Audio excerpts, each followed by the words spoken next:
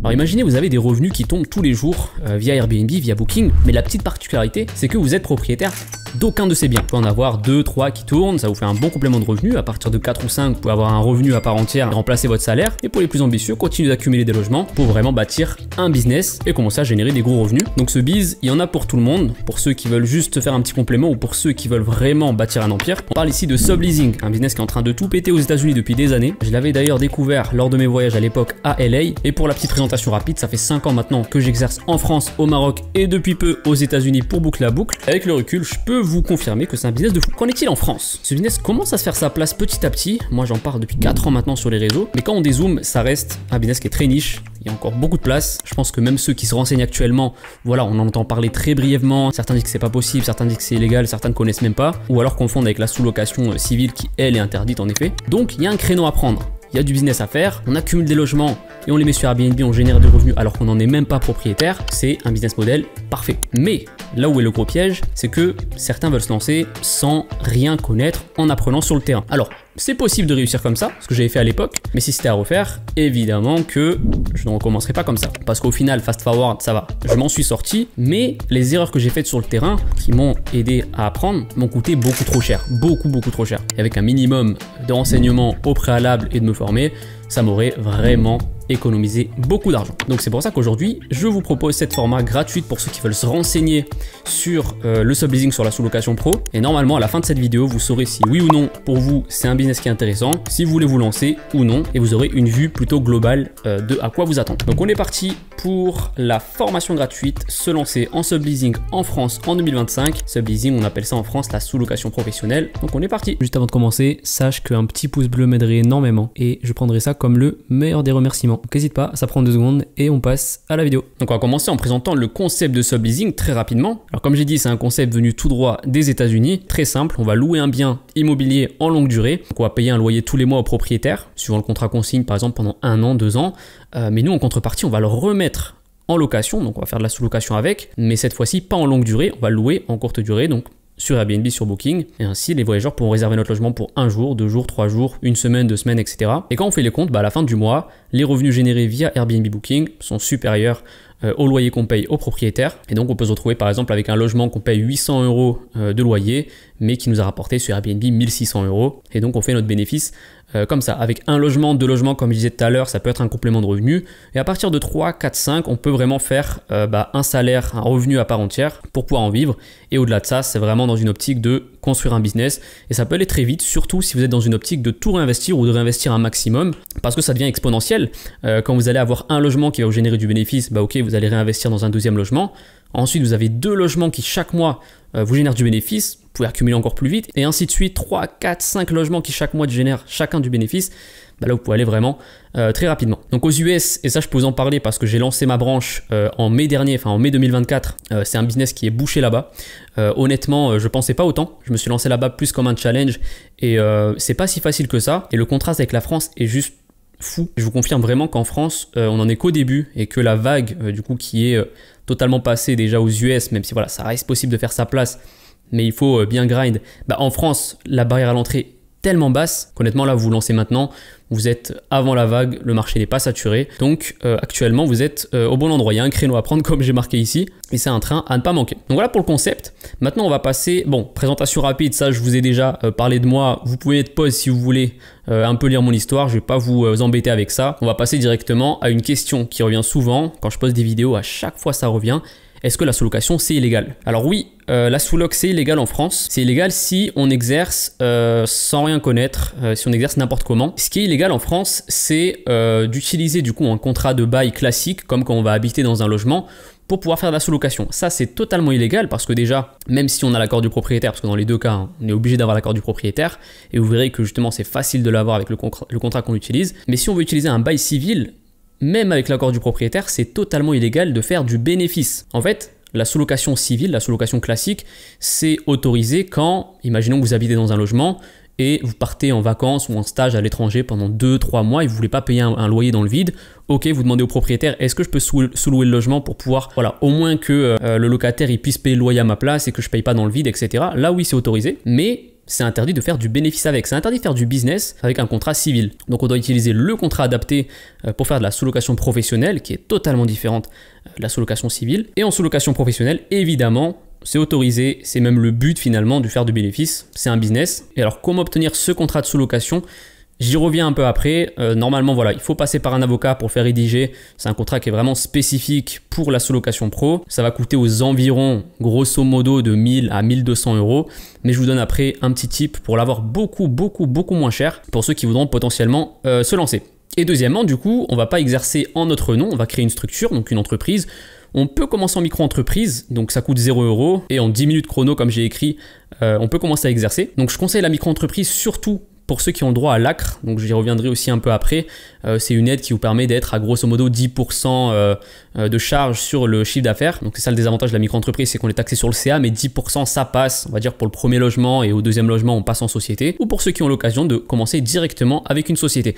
Vous inquiétez pas pour le côté administratif, surtout en France, on aime bien compliquer un peu tout ça, et j'y reviendrai plus tard, et vous verrez que de toute façon à la fin de cette vidéo, vous aurez accès à mon WhatsApp pour me poser toutes vos questions et que je puisse vous guider au mieux. Mais voilà, gardez juste en tête qu'il va falloir une structure. Pour les détails, j'y reviens après, vous embrouillez pas la tête. Pour l'instant, avec micro-entreprise, SAS, SARL, pour l'instant, on s'en fiche. Là, je vous fais le topo global. Alors, on va rentrer dans le vif du sujet. Comment faire pour trouver un logement à mettre en sous-location? Comment être sûr de ne pas se tromper et par où commencer? Alors, il y a 3 étapes.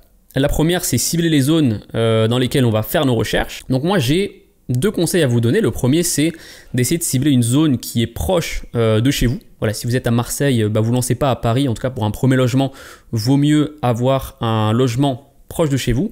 Même si vous verrez que tout va se faire à distance, quasiment. On va juste devoir se déplacer au début pour la visite, la mise en place de ce qui va manquer, etc. Mais une fois que le logement est lancé, on ne va plus jamais y retourner. En tout cas, c'est le but, d'y retourner le moins possible. Donc, essayez de trouver une zone proche de chez vous qui est intéressante. Et donc, on va voir comment faire pour faire une étude de marché et voir si X zone est intéressante à première vue ou pas. Donc, pour ça, on a plusieurs solutions. Il y a plusieurs outils. Bon, le plus répandu, c'est RDNA. Je vais vous montrer après comment on fait une étude de marché. RDNA, c'est un outil qui va en fait scanner tous les logements dans une zone, tous les logements autour d'une zone que vous allez lui définir. Et il va vous donner les stats en fait, les vraies stats, hein, c'est pas des estimations, c'est vraiment les datas d'Airbnb et de Booking qui sont combinés et mis en moyenne. Donc voilà, vous aurez le revenu annuel, même si je conseille de pas trop s'y fier. Vous verrez qu'on a des outils plus précis pour voir combien va vous générer un logement.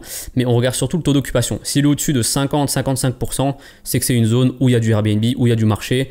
Et vous verrez que le taux d'occupation en soi, nous on sera toujours au-dessus parce que ça prend aussi en compte les logements grossièrement dit pourris, niveau design pas optimisé, etc. Donc nous, on arrive avec les bons outils, on arrive avec la bonne méthode. Donc généralement, si une zone est à 55% de taux d'occupation, nous le but c'est d'être à minimum 65. Donc voilà, vous pouvez faire ça avec une zone, avec une ville. Si vous en avez plusieurs autour de vous, n'hésitez pas à regarder aussi sur les autres villes parce que plus vous avez de zones dans lesquelles vous allez rechercher des logements, plus vous allez avoir d'offres et plus vous aurez de chances de tomber sur des pépites. Donc maintenant voilà, on a les zones en tête. On va commencer la recherche de logement, mais comment être sûr de trouver le bon logement? Comment être sûr qu'il va être rentable? Parce que oui, en France, on a la chance d'avoir des outils très précis qui font que, avant même de prendre un logement, on va savoir en fourchette combien il va nous générer. C'est pour ça d'ailleurs dans la format que je fais depuis 3 ans maintenant, où j'accompagne ceux qui veulent se lancer. Voilà, je suis comme leur associé, on est en one-one ensemble, etc. Sur chaque étape, on fait tout ensemble. Donc j'ai appelé ça la formation élite.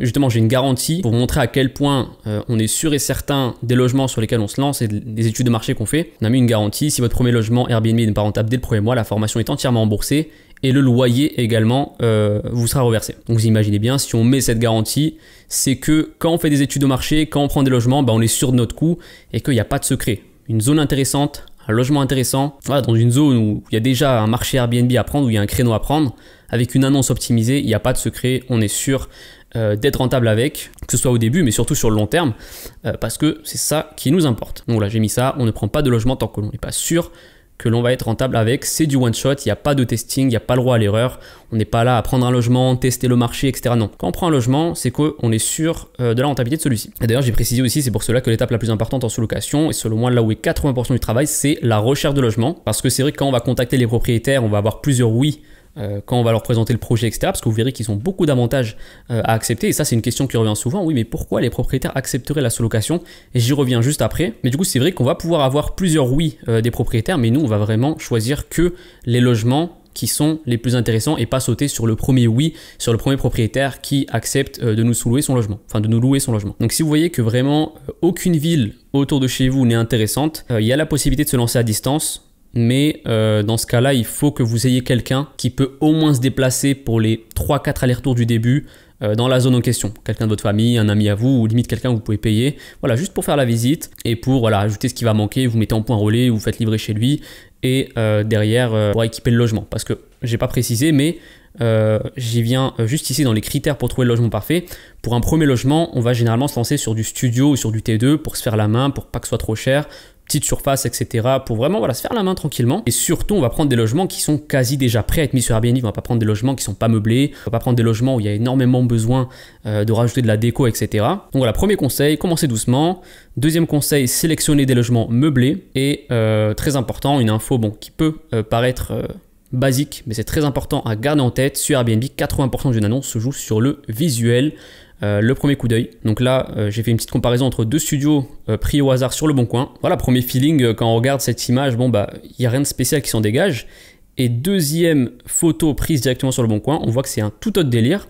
Et pourtant, il n'y a que 50 € qui séparent les deux loyers, les loyers de ces deux studios. Donc vous voyez qu'en fait, c'est voilà, même logement niveau budget. Mais sur Airbnb, sur celui-là, vous allez faire x2. Celui-là, il est déjà prêt à être mis sur Airbnb. On va juste refaire les photos, évidemment. On va pas copier-coller celles de Le Bon Coin.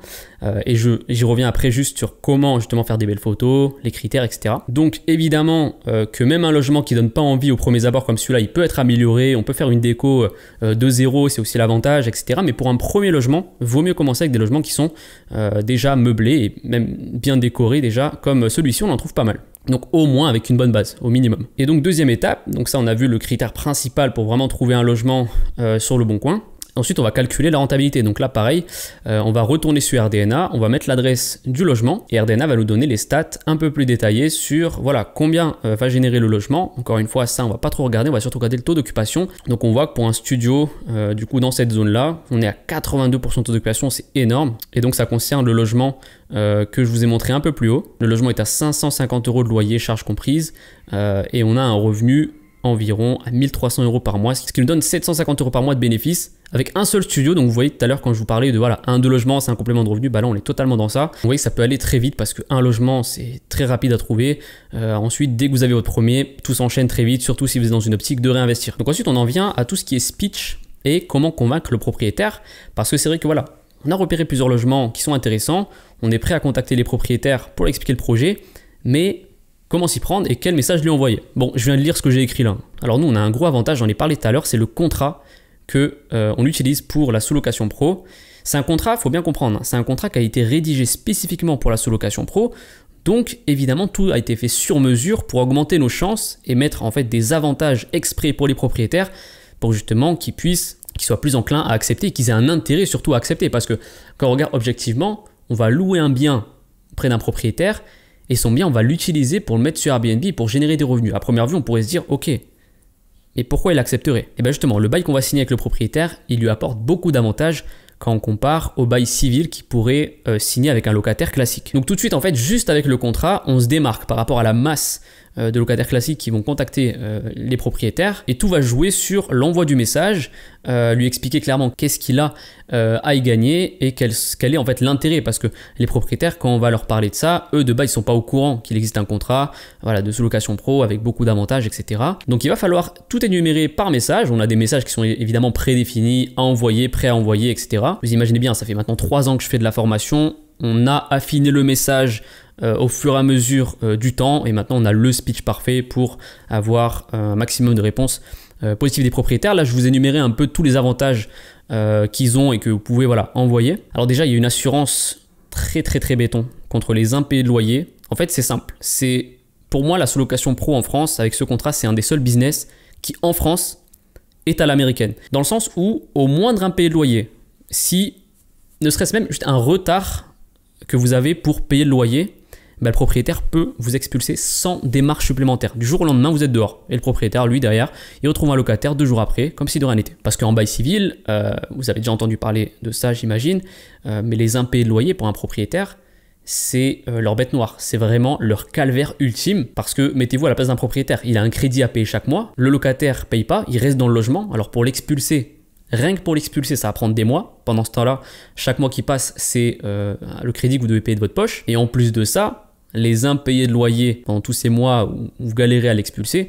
bah, vous les reverrez jamais. Dans la plupart des cas, le gars il est insolvable et bref. Donc voilà, c'est la hantise de tout propriétaire, même avec les assurances et tout contre les impayés, il y a toujours des galères. Là c'est simple, le contrat il est très clair là-dessus. Au moindre impayé de loyer, au moindre retard, le proprio, il peut nous expulser sans démarche supplémentaire. C'est écrit noir sur blanc, bah, c'est la clause résolutoire dans ce bail-là. On paye pas, dehors, c'est tout. Pareil niveau squatting, hein, la deuxième bête noire des propriétaires, pour plusieurs raisons. Avec ce contrat-là, c'est impossible que le logement soit squatté. En tout cas, s'il l'est, il n'y a pas des procédures comme en bail civil quand c'est une habitation classique. Toujours au niveau des assurances, donc ça, on est très très bien couvert. En plus du coup de l'assurance du propriétaire, on a l'assurance Aircover d'Airbnb qui nous couvre à hauteur de 3 millions d'euros, qui couvre le logement à hauteur de 3 millions d'euros et la responsabilité civile à hauteur de 1 million. Et on peut même prendre une assurance externe, vivement conseillée, pour voilà, tout le reste en cas de cambriolage, etc. Donc le propriétaire est encore mieux assuré qu'avec un locataire classique. Là, il a vraiment rien à gérer de ce côté-là. Et donc en global, voilà, on a le propriétaire qui est tranquille, il sait que chaque mois il va avoir son loyer payé en temps et en heure. Ça c'est vraiment leur bête noire et leur hantise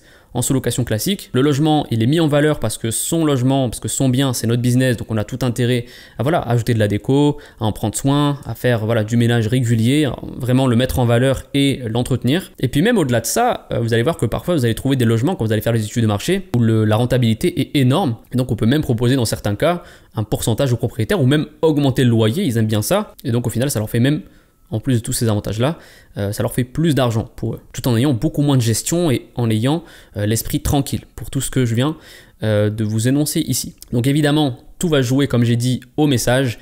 Donc le message que vous allez envoyer, que vous devez envoyer, il doit être parfait. Il doit expliquer le projet sans tout dévoiler, parce qu'il ne faut pas envoyer non plus un gros pavé au propriétaire, sinon il va vous mettre en vue, mais tout en mettant les avantages, enfin tout en mettant en avant les avantages qu'il aura. Et vraiment, en fait, lui, quand il lit le message, il faut qu'il comprenne direct qu'est-ce qu'il a à y gagner. Donc il faut bien l'expliquer avec des mots simples, parce que de base, il ne va pas connaître ce contrat-là. Et donc c'est pour ça que, comme je dis tout à l'heure, il y a plusieurs messages prédéfinis qui sont dispo.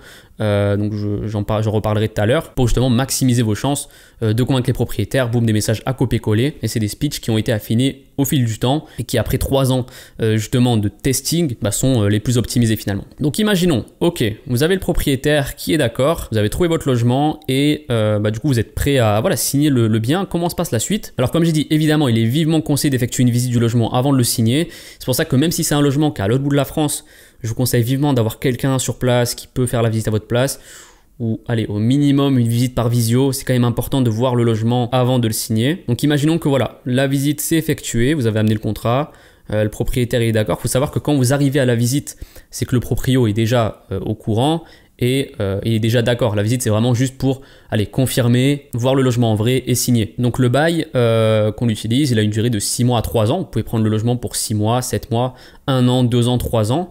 Et au bout de 3 ans, si vous voulez renouveler, il y a des moyens. Mais il faut savoir que ce contrat, il est très flexible.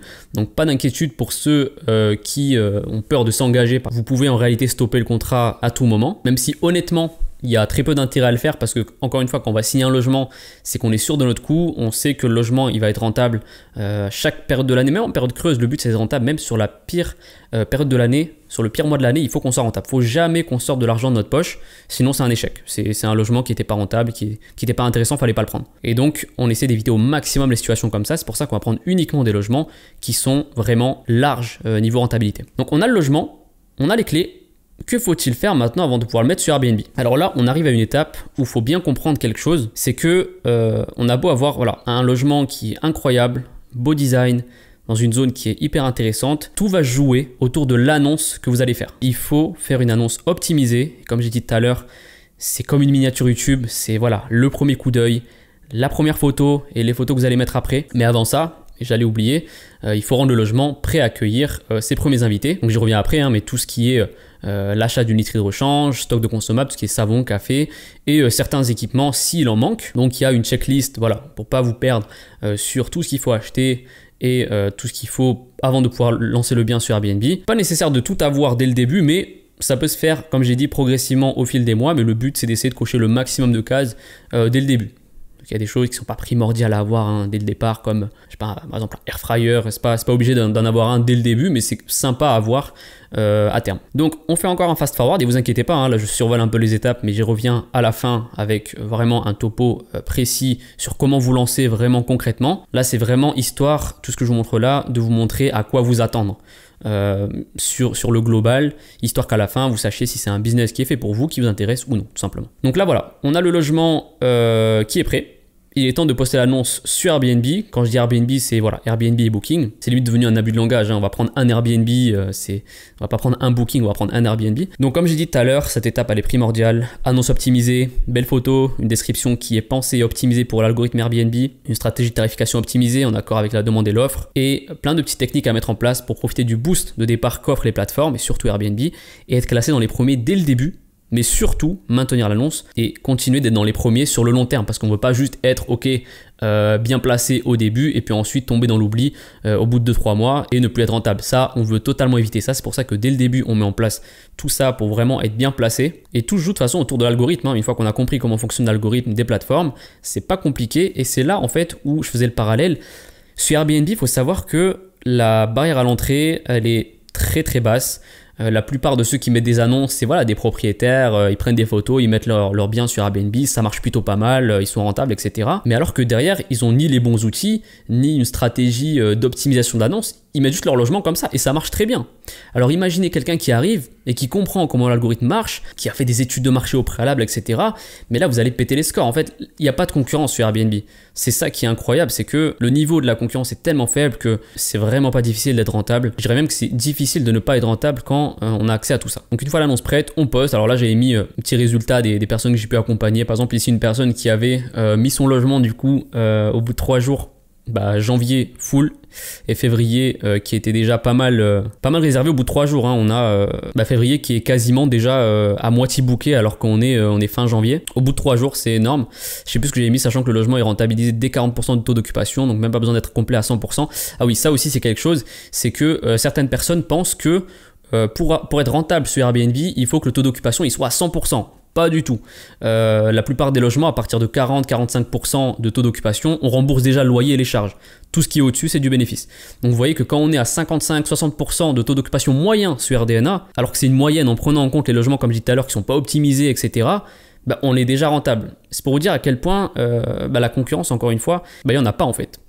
Donc voilà, vous voyez que c'est quasiment systématique, rien n'est fait au hasard. On a un logement intéressant, ce que je disais tout à l'heure, dans une zone intéressante avec une annonce intéressante et optimisée, il n'y a pas de secret. Donc ensuite, comment on fait pour, j'en parlais un peu tout à l'heure, comment on fait pour accueillir les premiers invités et comment on fait pour finalement automatiser et déléguer tout ce qui est arrivée-départ et tout ce qui est ménage. Parce que c'est ça, les deux choses qu'on va vouloir déléguer / automatiser, on ne veut pas se déplacer à chaque fois. Donc, première option pour accueillir les invités. Si vous avez le temps et si vous voulez le faire, mais sachez que c'est pas la norme du tout, honnêtement, surtout aujourd'hui, c'est des accueillir en personne.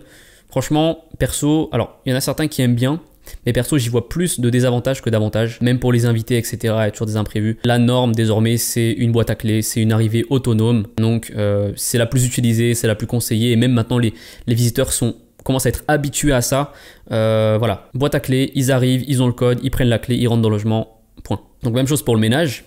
Si vous voulez vous en occuper au début, histoire de prendre les frais de ménage pour vous, parce que, précision, quand vous allez devoir payer par exemple les frais de ménage, si vous prenez une femme de ménage ou un prestataire de ménage, c'est pas vous qui allez payer, c'est les voyageurs. Donc quand ils vont prendre votre logement sur Airbnb ou sur Booking, vous allez leur facturer des frais de ménage. Vous avez sûrement déjà eu ça quand vous réservez des logements pour vous. Il y a des frais de ménage qui s'ajoutent. Et donc du coup, ces frais de ménage vont dans la poche du prestat de ménage. Ce n'est pas déduit de votre chiffre d'affaires. Et dans ce cas-là, si vous faites le ménage vous-même, les frais de ménage, vous les prenez pour vous. Donc ça vous fait en effet des revenus supplémentaires.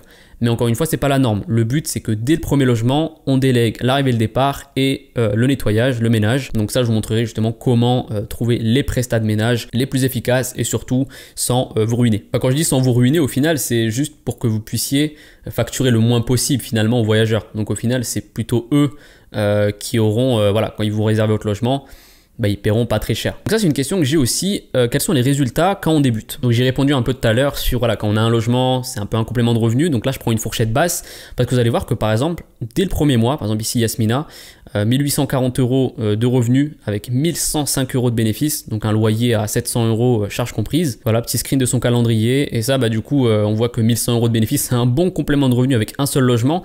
Et encore une fois, je prenais une fourchette basse, hein, quand je vous disais qu'avec un logement, deux logements, c'est un complément.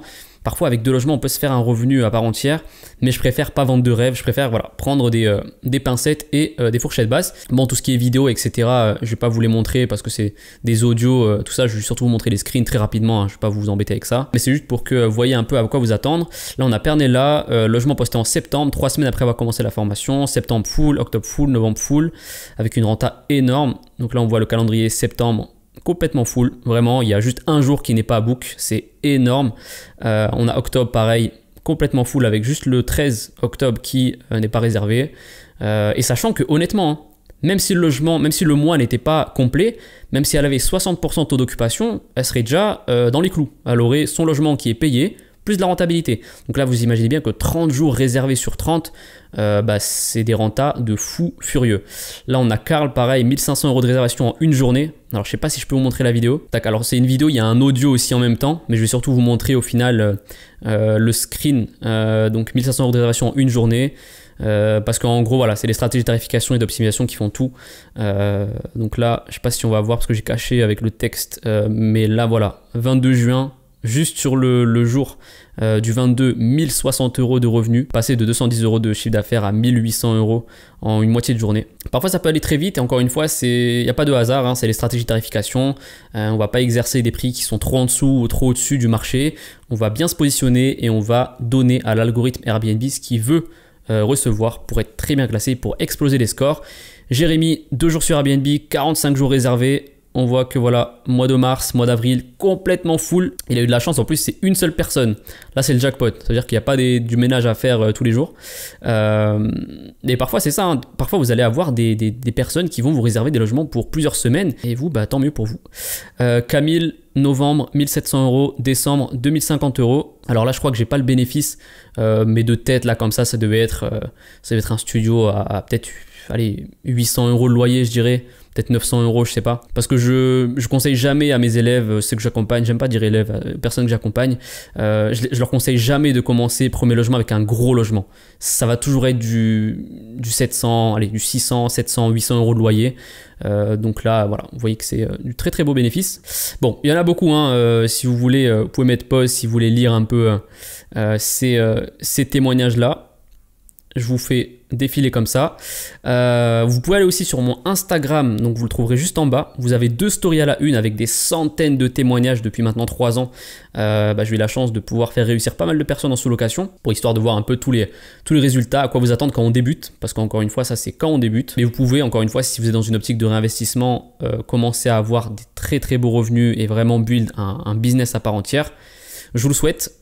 Pour ceux qui se demandaient, je sais pas si j'en ai parlé au début de cette formation gratuite, mais moi de mon côté voilà, je partage mes chiffres parfois sur les réseaux, je suis totalement transparent, j'ai pas de tabou avec ça, je veux motiver les personnes, mais pour vous dire que il y en a pour tout le monde. Si vous voulez faire un complément de revenu, si vous voulez faire un revenu à part entière, si vous voulez vraiment faire un gros business à 6 chiffres, c'est possible aussi. Et donc j'ai fini en répondant à cette question, est-ce le moment de se lancer? Moi je vous donne mon avis le plus sincère possible. J'ai du recul maintenant parce que bon, ça fait 3 ans que je fais de la format, mais ça fait 4 ans que j'en parle sur les réseaux et ça fait 5 ans que je suis dedans. C'est un modèle évidemment qui a déjà fait ses preuves aux USA et qui est toujours, pour ceux qui étaient déjà positionnés depuis l'époque, qui sont en train de péter les scores. Pour ceux qui arrivent maintenant comme moi là-bas, c'est possible de réussir, mais voilà, c'est pas aussi simple qu'à l'époque. Et en France, c'est tout simple. C'est les États-Unis d'il y a 5-6 ans. C'est un business où on sait que c'est intéressant, objectivement. On va prendre des logements, on va les mettre sur Airbnb, on va générer des revenus avec sans être propriétaire. C'est objectivement un business de fou, un modèle de fou. Mais la contrepartie à ça, c'est que oui, à un moment, logiquement, ça sera saturé.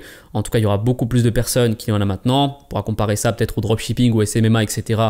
Peut-être dans 2-3 ans, je sais pas. Donc, ce que j'ai écrit là, il faut être là avant la vague et être déjà bien en place. Et pareil, hein, je relis un peu ce que j'ai mis là, mais c'est parce que voilà, je pouvais pas faire mieux en termes d'explication.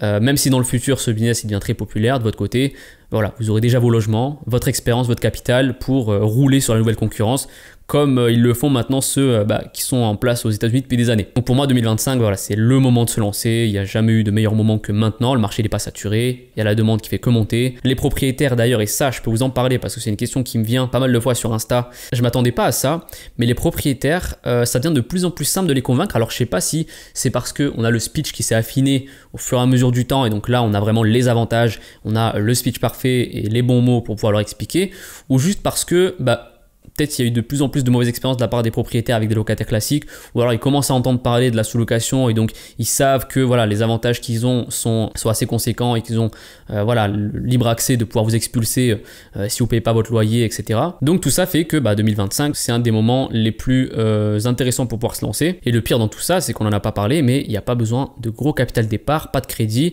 et vous pouvez démarrer votre activité dès maintenant. Et les résultats que vous allez avoir, c'est pas dans 3-4 mois, c'est dès le premier mois de listing de votre logement. Encore une fois, c'est d'ailleurs, pour revenir sur la forma Elite où je vais un peu vous en parler, c'est une garantie que j'ai, où c'est simplement du rentable ou remboursé quand on se lance ensemble, parce que je vais vous accompagner, on sera en one-one, c'est-à-dire qu'on va tout faire ensemble, la création de la structure, l'optimisation fiscale, contacter les propriétaires, les études de marché, tout en fait, tout vraiment, l'avant-visite, pendant visite, après visite, le listing de l'annonce et même avant ça, l'équipement du logement, etc., listing de l'annonce, etc. Donc c'est pour vous dire que vu que le logement, on va le trouver et on va faire les études de marché ensemble, justement c'est à ce moment-là où je prends la responsabilité de la rentabilité du bien. Si je vous valide un logement, c'est que objectivement, sur les études de marché, tout est ouvert, tous les feux sont ouverts et donc on est prêt à y aller. Et donc si en effet, ce logement n'est pas rentable dès son premier mois de listing sur les plateformes, donc Airbnb Booking, si les revenus sont inférieurs au loyer plus charge que vous payez, la forma est remboursée et le loyer est remboursé. Tout ça, c'est sous contrat. Là, je vous ai fait un topo sur la formation Elite, je vous en ai parlé tout à l'heure, c'est mon programme d'accompagnement pour ceux qui veulent vraiment se lancer. Là, tout ce que je vous ai montré là, c'est vraiment pour vous renseigner et savoir un peu à quoi vous attendre si vous voulez vous lancer sur le business de subleasing, de sous-location en France. Maintenant, pour vous lancer, vous avez deux choix. Soit vous continuez un peu à consommer du contenu gratuit, des vidéos YouTube, des formats gratuites, et puis ensuite vous lancer sur le terrain et apprendre sur le terrain. C'est ce que j'avais fait personnellement, mais comme j'ai dit en début de vidéo, si c'était à refaire, honnêtement, je pense que ça aurait été beaucoup plus rentable de me former puis de me lancer, parce qu'au final, ce que j'ai payé comme erreur sur le terrain, c'est des sommes qui sont beaucoup plus importantes que ce que j'aurais pu payer par exemple sur une format. Donc voilà, je tiens à préciser, il n'y a rien à payer là si vous voulez avoir accès à mon WhatsApp. Vous avez accès à mon WhatsApp, je vous le mets juste en bas dans la description pour pouvoir me poser toutes les questions que vous voulez. Donc pour ça, c'est gratuit, il n'y a pas besoin de payer quoi que ce soit pour avoir accès à mon WhatsApp. Mais là, je fais le topo vraiment pour ceux qui sont ok, bon, ce business il est intéressant, c'est un train à pas rater, on est parti. Donc pour ceux qui veulent se lancer, je vous présente du coup ma format que je propose maintenant depuis 3 ans. On a fait une refonte complète, en plus il y a une promo de fou furieux. Formation Elite, donc pour les plus motivés qui veulent passer à l'action, elle est divisée en deux. Première étape, du coup, vous aurez accès à l'espace formation en ligne avec plus de 10 heures de vidéos qui inclut les démarches, les aides, optimisation fiscale, comment utiliser RDNA et les autres outils, parce qu'on a parlé de RDNA, mais il y a pas mal d'autres outils pour faire des études de marché de surface et précises. On va voir ensemble des études de cas, les critères pour pas se tromper sur le choix du logement, vraiment en détail, les fameux différents speeches pour convaincre les propriétaires, vraiment à copier-coller. Il y en a pour tout le monde, il y en a pour ceux qui sont à l'aise au téléphone, vous avez les speeches par téléphone où vous pouvez convaincre les propriétaires en 2-2. Pour ceux qui sont pas à l'aise au téléphone et qui veulent prospecter uniquement par message, il y a des speeches par message, comment négocier un loyer gratuit, comment négocier la caution, la checklist détaillée avant de poster le bien sur Airbnb, comment optimiser son annonce Airbnb à 1000% pour vraiment être bien classé dès le début, profiter du boost de départ, mais surtout ensuite être bien classé sur le long terme. Tout ce qui est stratégie de tarification, l'assurance aircover, automatiser la gestion de ses biens de A à Z pour vraiment ne pas avoir à s'en occuper. Pour chaque étape, très important, les erreurs à ne pas faire. C'est le but d'une formation finalement, c'est d'éviter toutes ces erreurs-là qui pourraient vous coûter cher. Alors, là, il y a une grosse plus-value, c'est le contrat et le bail de sous-location, enfin le contrat de bail. Enfin, en gros, c'est le même mot, c'est soit le contrat, soit le bail de sous-location qui est inclus. Donc, vous n'avez pas besoin de le faire par un avocat. Il est non seulement inclus, mais surtout maintenu. Parce que parfois, voilà, il y a besoin qu'il soit mis à jour peut-être 1 ou 2 fois par an. Et donc, c'est quelque chose qu'on fait dans la forma et qu'on met à jour gratuitement. On fait une annonce à chaque fois qui a besoin qu'il soit mis à jour. Et important aussi, comment augmenter la valeur de son business pour ceux qui sont vraiment en mode business long terme, etc. Comment augmenter la valeur de son biz et revendre sa société avec une grosse plus-value pour, voilà, un horizon de 2, 3, 5 ans. Pour ceux qui veulent vraiment voir long terme, de non seulement gagner de l'argent maintenant, mais surtout à la fin pouvoir revendre sa société. Il y a pas mal de choses à mettre en place et c'est très intéressant. Donc tout ça, c'est juste la première partie de la formation Elite, c'est les vidéos à suivre. Donc les vidéos, le bail, etc. Et ensuite, vous avez le plus intéressant, selon moi, c'est là où est le principal de la formation, c'est l'accompagnement. Donc l'accompagnement, c'est du 7 jours sur 7, en one-one, c'est avec moi directement, on est comme 2 associés, je vous accompagne sur tout de A à Z. Ce que j'ai écrit ici, hein, je suis votre associé du début à la fin, des démarches jusqu'au moment où votre premier Airbnb tourne en automatique. Chaque étape, on fait tout ensemble. Pareil, hein, je ne vais pas revenir dessus, mais garantie de rentabilité. Donc ça, c'est moi qui prends la responsabilité du logement qu'on trouve et de sa rentabilité dès le premier mois. Et en bonus, donc ça c'est en plus, hein, c'est vraiment du bonus. Il y a 2 lives par mois où on regroupe toutes les personnes de la format, accessible à vie, hein, même quand vous aurez déjà votre premier logement, vous aurez accès à ces lives-là pour voilà, juste se retrouver, parler un peu et se regrouper tous ensemble et avancer aussi comme ça. En bonus. Donc je vous mets le lien juste en bas pour ceux qui veulent potentiellement rejoindre et sur ce lien là vous aurez aussi accès à mon WhatsApp. Vous n'avez pas besoin de payer hein, pour avoir accès à mon WhatsApp, c'est vraiment WhatsApp pour me poser les questions avant de vous lancer, pour me poser les questions histoire de vous renseigner, etc. Je suis pas le genre du tout à vous faire payer pour essayer de voilà, gratter et de vendre le maximum de formation. Non, moi j'accompagne depuis 3 ans maintenant, ça n'a jamais été mon business principal la formation, c'est vraiment pour aider ceux qui veulent se lancer et puis de mon côté aussi, ça me fait un complément de revenu, c'est cool. Mais c'est pas accompagner des personnes qui ne sont pas sûres de vouloir se lancer et de juste leur vendre des formations sans les renseigner au préalable. Donc mon WhatsApp, l'accès, il est gratuit. Vous aurez le lien en description et vous aurez aussi du coup le lien pour la formation élite pour ceux qui veulent se lancer. D'ailleurs, petite note hein, pour ceux qui veulent se lancer juste avec la formation vidéo, donc tout ce que vous avez vu là, ici là, mais sans l'accompagnement parce que peut-être que vous êtes un peu débrouillard et que vous sentez que vous n'avez pas besoin de l'accompagnement, vous trouverez aussi une offre pour du coup moins cher où vous aurez accès que aux vidéos plus le bail qui est mis à jour. Donc voilà pour cette vidéo, j'espère qu'elle vous aura plu. N'hésitez pas à mettre un pouce bleu si elle vous a au minimum renseigné, ça m'aiderait énormément. Et comme d'hab, n'hésitez pas à me poser vos questions soit en commentaire, soit directement en message WhatsApp. Je réponds à tout. Je réponds généralement dans l'heure ou dans les 2 heures dès que je vois le message. D'ailleurs, petite info, hein, même quand je suis à Los Angeles avec 9 heures de décalage, je reste aux horaires françaises, je reste dispo aux horaires françaises. Donc, il n'y a aucun souci, vous pouvez m'envoyer des messages à n'importe quelle heure. J'y répondrai dès que je le vois. Donc voilà, j'espère que cette vidéo vous aura été utile pour au moins vous renseigner sur le côté subleasing sous location et peut-être ça vous a fait découvrir un beau business. Et je vous attends juste en bas dans la description et je vous dis ciao.